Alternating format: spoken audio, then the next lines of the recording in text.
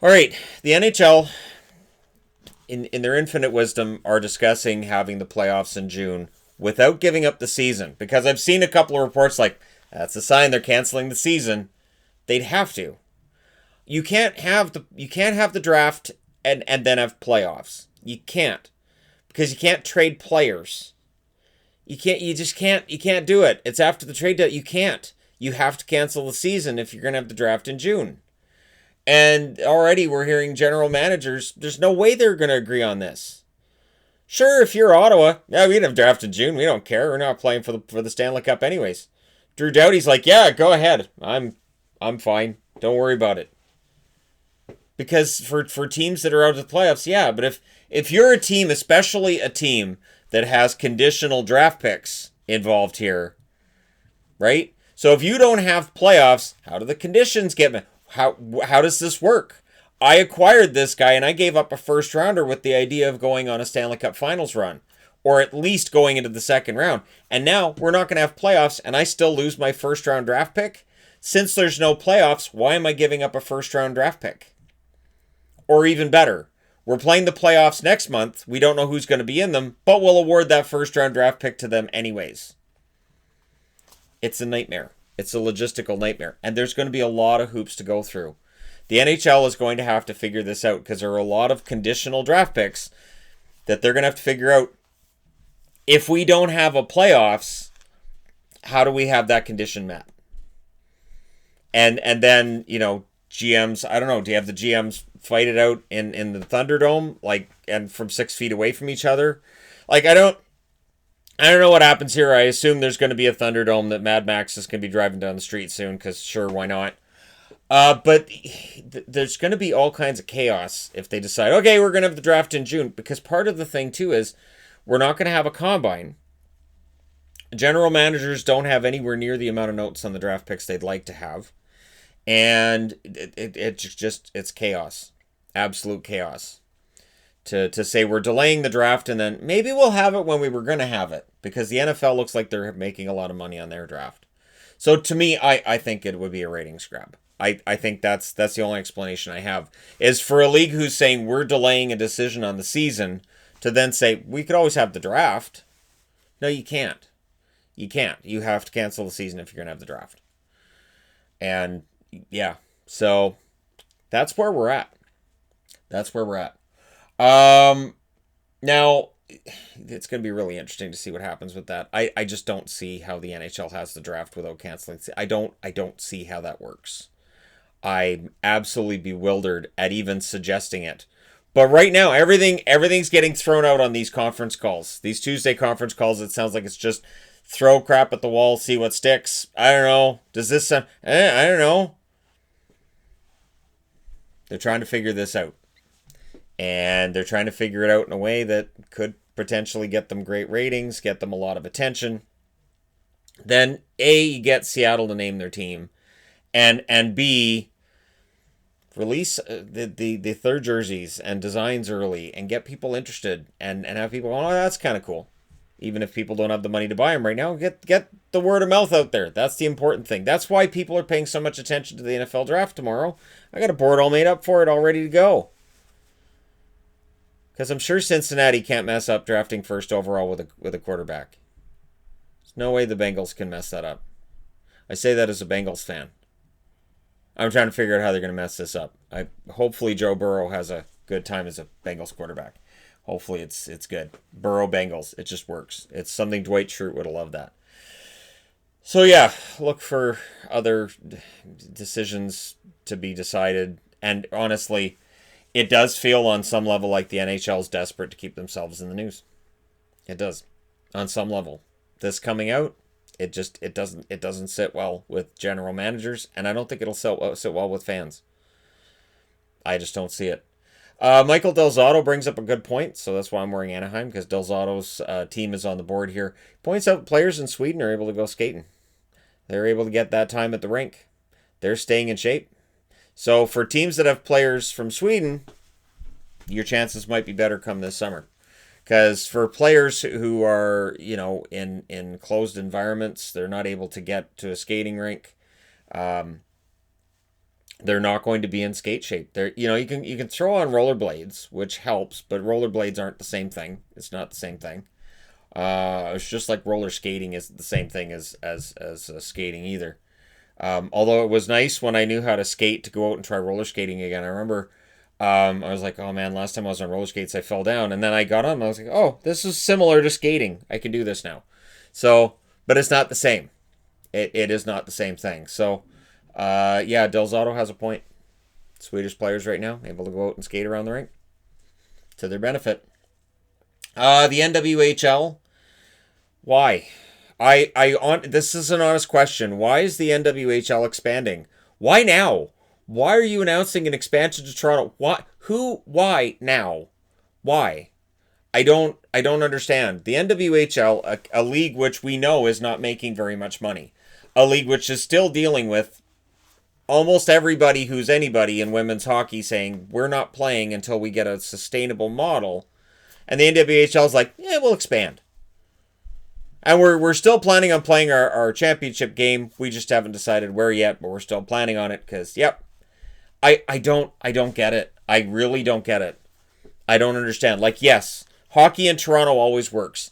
Women's hockey will likely draw better in Toronto than it's going to draw anywhere else. But this feels like an odd time to announce expansion. This feels like a really, really, really, really, really odd time to announce an expansion. While your league's been in financial trouble, we know this, and so many high-profile players are saying, we're not playing in your league until you get a better business model. And when asked, players are still saying the same thing. They're like, that doesn't work. And really, honestly, it's a matter of women saying, we don't want to have to pay to play hockey, where even with their contracts with teams, when you factor in travel costs, you factor in cost of equipment and everything, they're paying to play hockey. So it's a matter of it just not being business feasible. And the longer the NWHL strings this out, the less chance there is of finding a solution to this. So I'm just bewildered. Absolutely bewildered at what the NWHL is doing. So the New Jersey Devils are apparently still interviewing various coaches for the job that Alain Nasruddin has been doing.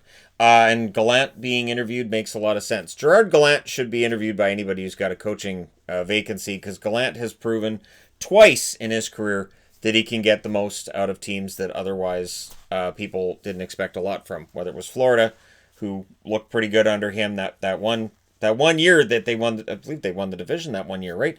And then they had their struggles the year after, and ownership went, well, he's not using the players the way that we've got it designed, so get him out of there, and they haven't made the playoffs since.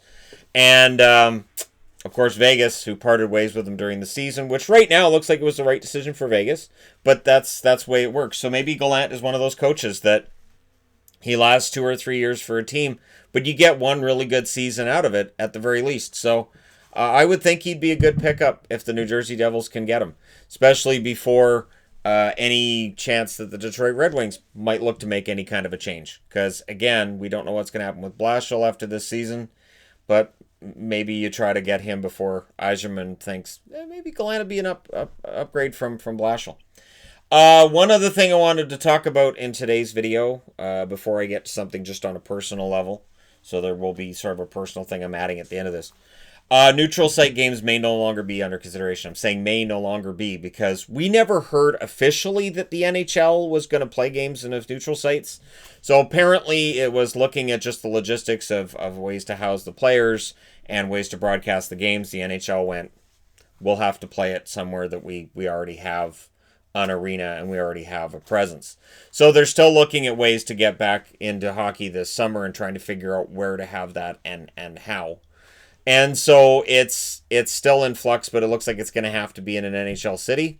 So I'm looking at Vegas, south of the border, only because they do have those massive hotels, which right now are sitting kind of empty, and it would be a way to have a closed-off environment. And you have T-Mobile right there, right next to some massive hotels. Players wouldn't have to leave the hotel or the building. You could create potentially a completely closed off environment, and you could have multiple games getting played. And I know it's going to get really hot during the summer, but T-Mobile and the dry air, it just works. Vegas hasn't had problems with ice conditions even when they had the Stanley Cup Finals there in 2018. And then, from outside of that, we'll see what they do. But neutral site games are rumored to be no longer under consideration, but that can change. And right now, I do wonder how many of these things that are getting leaked out are because the NHL wants to stay in the conversation. And it's important to them, and we'll see what they end up doing. But I don't think they've given up on the idea of playing games this summer. Now, I want to throw out there, because there's been the odd comment here and there that's been deleted, and by me, I'm straight up admitting been deleted.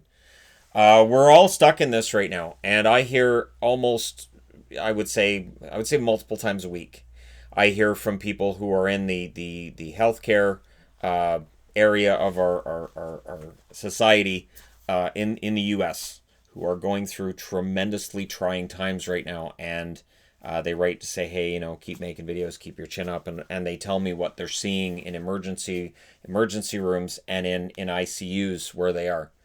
And it's a stressful time. And yet I still see comments saying that I'm fear-mongering and that I'm living in fear by staying home. Normally what I do during any given week might be to go to the mall.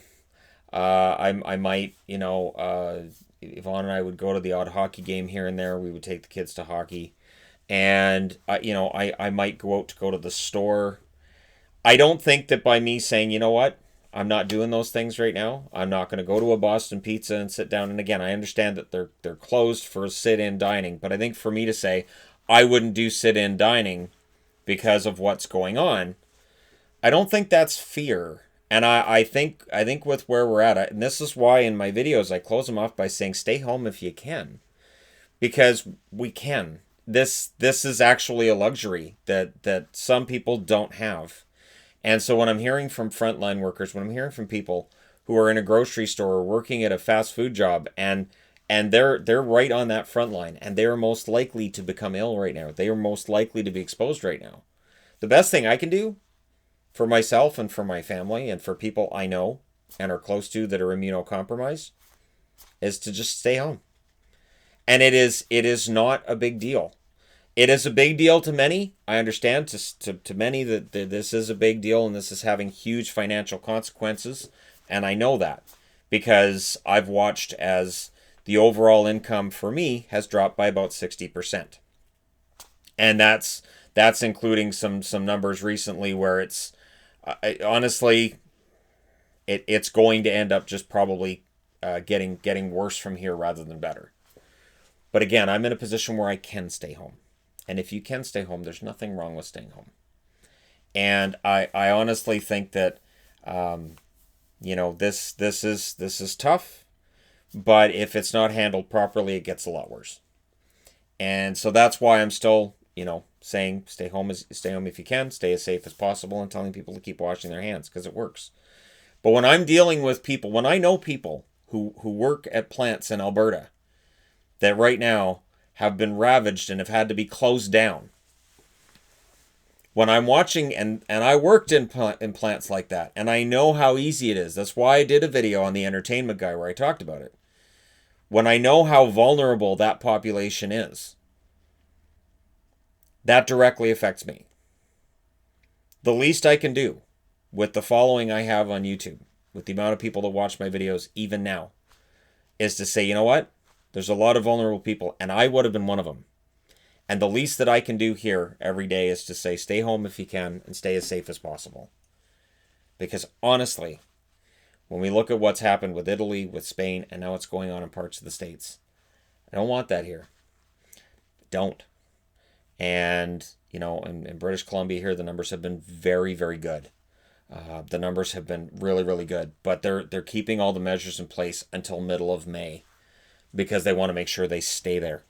And they want to make sure that when they relax things, that it's a situation where they should and they can. So, again, it's something that I've had brought to my attention over the last couple of years from people where they say, hey, you do have a lot of followers on YouTube. You do have a lot of people who watch your videos. You have a certain responsibility in the things that you say. You have a certain responsibility in how you behave, which is why I don't do reactionary, over-the-top emotional videos, which is why I don't swear in videos either, as much as sometimes I wish I could. some of the stuff that's gone on the last 6 weeks has been tough, but I've been home for 6 weeks. And, I have good days and I have bad days, as all of us do. But it is an absolute luxury that I am able to make videos for everybody out there, that I can do that on a daily basis, and that there are people right now who are being forced to work in order to make sure things like the internet keep working, and we still got cable, and there are still people working at all these companies to make sure everything works well. And if something breaks somewhere along the way, they have to go fix it, because we have to have a certain semblance of normalcy in and amongst all this, where suddenly now people are understanding how fragile the food chain really is, and all of that. So it is a tough time. I do think we all get through it. I do think that the numbers will get better. And here's the thing, for the doom and gloom and all of the it's going to be a year and a half before things get better, and that's because of the vaccine talk. We don't know that we will ever have one that completely, totally treats it, because we don't have one for the flu that treats it for forever. You just get a new one every year, and sometimes it doesn't work. So that could very well be where we end up, and we don't know, because the medical professionals are even saying we don't know how this works yet. We're still looking at how this works. So stay informed, and don't just use one news source. And again, stay home if you can.